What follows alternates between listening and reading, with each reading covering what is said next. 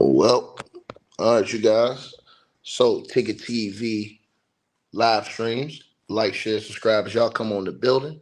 Salute to everybody that's tapped on in. I appreciate all of y'all who's gonna watch this stream, watch this video, man.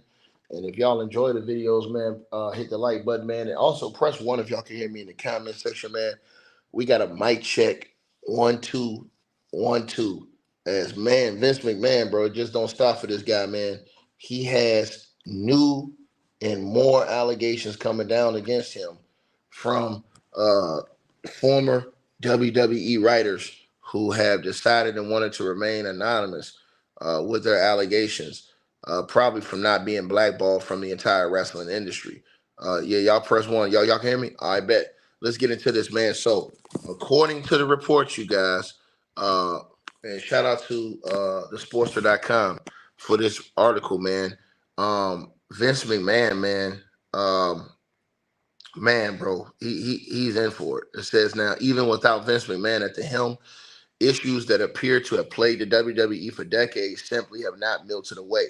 Far from it, as more people have come forward to discuss what it was like for them working in the WWE. Now it says that six writers, most whom requested to remain anonymous through the fear of retaliation by the WWE, have spoken out about the alleged racism and sexism while they work with McMahon and the WWE. And that even without him there, they can't imagine that much has changed. Now, it goes on to say the writers all spoke with Rolling Stone about their time with the WWE. Michael Leonardi, the only writer named in the report, has worked as a writer for the WWE on two occasions. In 2005, Leonardi was one of the few who had advised against WWE pushing ahead with the infamous Muhammad Hassan storyline. The angle included Hassan, whose character was framed as a terrorist, and five men in ski masks attacking The Undertaker. The pre-tape segment aired on SmackDown shortly after the London tragedy in July of 2005. It said that Leonardi told the Rolling Stone that his duties were stripped shortly after he complained about running the segment, considering what had happened in the real world. It says, and even though they were reinstated shortly after, he would up leaving the company and returning in 2000. He wound up leaving the company and returning in 2016. Now it says that faced with another racially insensitive situation, Leonardi was a writer on a segment where Neville would tell a group of black wrestlers that he also had a dream. Leonardi tweaked the segment so that the R Truth said the line instead and felt the wrath of McMahon for doing so, right? It says believing that's why he lost his job shortly after. Now, it says female writers were allegedly told not to go to human resources as well. It said that some of the writers who spoke to Rolling Stone are women who have worked for the WWE relatively recently. It said the complaints about sexism in the workplace became so widespread in 2020 that the WWE held a Zoom meeting it labeled a women's forum. It quickly became clear to the wrestlers that nothing would come of their meeting, and it was simply a means to try to stem complaints. It says after the meeting, the writers were told to stop acting like middle schoolers and act. It says stop acting like middle schoolers and actively told to not go to human resources if they had problems.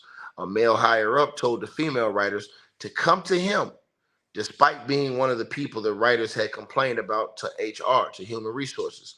It said the above is only the tip of the iceberg when it comes to the details that the writers had revealed. Unfortunately, much of is information that won't surprise most wrestling fans.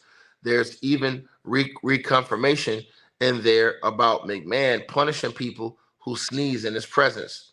The saddest part of it all, however, is that even though McMahon is no longer a part of the WWE, the writers believe the culture is so ingrained in how the company works, they can't imagine that much has really changed, which is absolutely insane, man. And Vince McMahon, like I said before, man, this dude, bro, this guy got away with so much on just cable TV, bro. You know what I'm saying? That we all just overlooked. You know what I'm saying? Things that he was doing, man, that was just crazy, man. That now we seeing other people like, bro, shit crazy, man. Like I said, excuse me. Like I said, you guys, uh, Vince McMahon, it's been situations, bro. There was an alleged situation where he used the N word on in a taping or whatever like that was on TV when he was doing a skit allegedly. There was we saw when he made the girl get on her knees and bark like a dog. I told y'all, man, I ain't feel comfortable when he had grown men on their knees kissing his bare behind on TV. I didn't respect that, bro. Then you had a situation, y'all, where there was a wrestler. I don't know if y'all remember this wrestler's name. His name was Ahmed Johnson, right? He was a black guy, strong, diesel, everything like that. And I felt bad for Ahmed Johnson because they tried to shit on him in the company. And it was like Ahmed Johnson was one of those dudes that, Vince gave him a push when he came in. He was a big, strong dude, gave him a push and everything like that. But Ahmed got hurt, and he had people that was jealous of him. So he got hurt because Farouk, I guess, who was Ron Simmons was kind of jealous of him. So they had a match where Farouk was this other character at the time. His name wasn't Farouk or Ron Simmons. He was this other character, like this crazy blue character where he came and kicked this dude in the ribs and like broke his ruptured his what you call it? I think it's spleen or something. He ruptured, right? And so when he did that, this guy, Ahmed Johnson, was out for a long time, and it kind of derailed his career. When he came back, he fell out the ring, and there was a nail hanging outside of that table that was on the ring. Well, he fell out when he got thrown out the ring. His hand hit that nail, and it cut his hand open, and that caused him a serious gash and a bad injury that he had from that. And then that like kind of derailed him even more. And he said that Vince was kind of like losing confidence in him, falling out on him, and then they started making him do dumb stuff. But then he said that his sister was about to pass away, and he told Vince that his sister was not doing well, and that he said that Vince did not care, still wanted him to do a degrading scene where he was allegedly taken down in a noose to the ring. And he says, nah, there's no way I'm gonna let my sister dying, who's watched these shows, see me in that position. And so he said that he quit and walked away from the company versus do that skit that they wanted him to do, man. So it's been a lot of stuff, man. And then you've seen the stuff like with Hulk Hogan over the years, Hulk Hogan had those allegations against him because of the things he said that we saw him say on that tape, and then just things that Hulk Hogan have, been able to swindle his way around. So it's just, man, like I said before, man, it's been a lot of questions. It's been things that Teddy Long have said. I don't know if you guys know who Teddy Long is.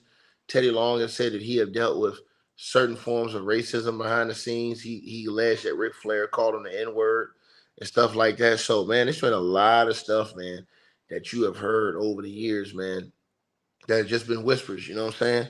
But I want to see what's going to happen with this report where these writers came out and basically, you know what I'm saying, said these things about Vince McMahon, man, and about, them saying, talking about racism. And I heard the situation about the Muhammad Hassan thing because Muhammad Hassan actually did a video on YouTube. He did an interview talking about that.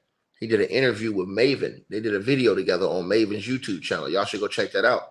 And Muhammad Hassan was talking about how they wanted to shut that skit down because of what happened, you know what I'm saying? And that the reason why that character stopped is because it just got too, like the character had got too bad. It was too incensed, it caused too much division and stuff. Because if you guys remember at that time it was like, at that time, like right around 9/11, man, you had so many Americans that just did not like, you know what I'm saying, those people. There was no way you was gonna continue. And Vince didn't care. He tried to pull off that Muhammad Hassan. And the thing is, he wasn't even Arabic. This dude was Vince was an Italian dude. You understand what I'm saying? To pull off that skit. So yeah, man, it's just been a lot of things that you've heard over the years, man. A lot of very questionable things that had to do with sexism and racism that you raised the eyebrow to. You know what I'm saying? And so again, Vince McMahon is now gone, but he still need, in my opinion, he's being investigated by the feds. But you know, Now, we do want to hear what's going on with that situation. He got investigated by the feds after that girl came out. Janelle Grant said that the man took a boo boo on her head. So, I mean, what else can you say? But you guys let me know what y'all think. Like, share, subscribe, man. Salute to all of you guys, man. Absolutely disgusting, bro. I'm gone.